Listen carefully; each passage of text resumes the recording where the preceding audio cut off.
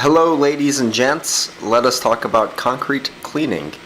Here I am applying our house wash mixture through the pressure washer.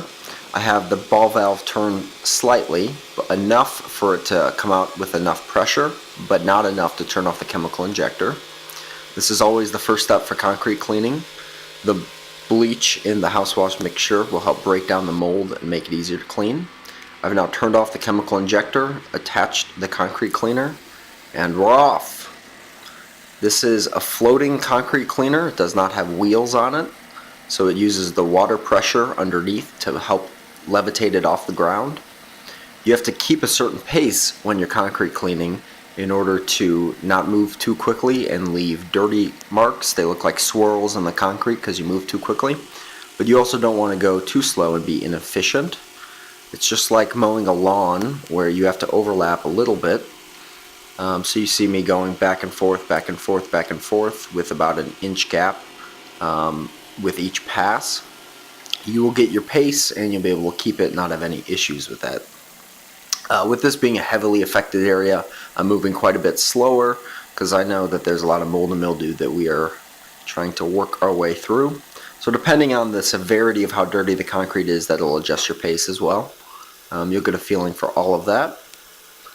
The thing about when we overlap with the concrete cleaner, we create something called clean lines. It's where a spot on the concrete that it's been double cleaned, and because of that double cleaning, you can kind of tell it's a little bit lighter in that area. That's something we can't do anything about, just the way the nature of this works. And the only way to really get around that is to apply house wash mix after and before we start concrete cleaning. And to move at an efficient enough pace that we don't create them. If a customer ever inquires about them, just let them know that as the concrete ages, it'll even out and they won't be noticeable. So here I am doing one pass in each spot. I get all the corners. Inside is a spinning bar, so you've got to be careful not to hit it on a rock or a curb or a stair step. Here I'm showing you how to turn the ball valve to get it to the adequate amount of rinsing. Depending on how much you cock the ball valve, it'll change how much water flow you're getting out and how much pressure that water flow is coming out. Right now I've got a lot of water pressure here. I could actually clean the concrete with this water pressure if I got close enough. But this is good for my purposes because I'm trying to move a lot of loose sediment and mold and such. If there was a lot of rock, if there's a lot of sand here, I would want to cock it back a little bit further so it would be more water volume at a less pressure. You'll get a hang of all that as well once you get your hands on it.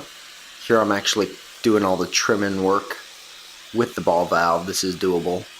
So if you don't want to go grab the wand and you only have a little section, you can actually clean with the ball valve just like I'm doing here.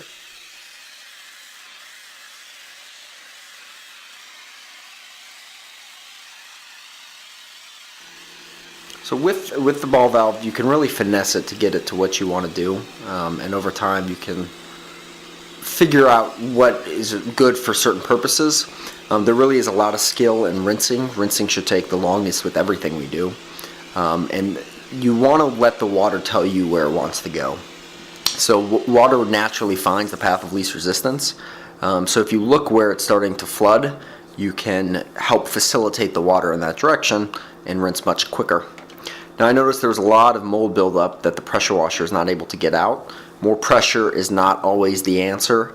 So what I'm doing here is I'm filling up the pump up bug sprayer. All of our rigs have that at 100% concentration of house wash mix. Then I'll just go simply pump up bug spray the area that's heavily affected by mold and mildew. You'll let it sit for about 5 minutes, and when you come back it'll look brand spanking new. So there's no more pressure washing needed, nor does any more amount of pressure going to fix the situation. We just simply need to put some bleach on it. So that's what I'm doing here. Hopefully you know how to use a pump up bug sprayer. If not, happy to show you.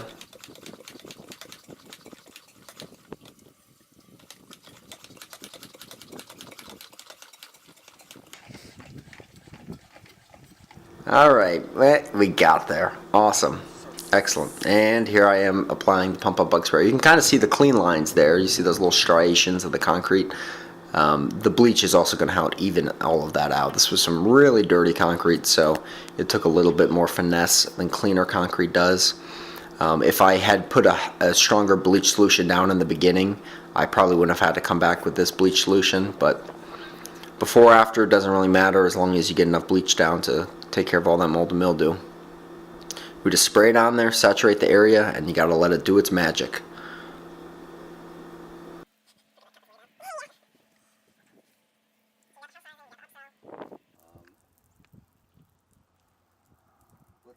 When you get a chance, we take a picture of the tin roof.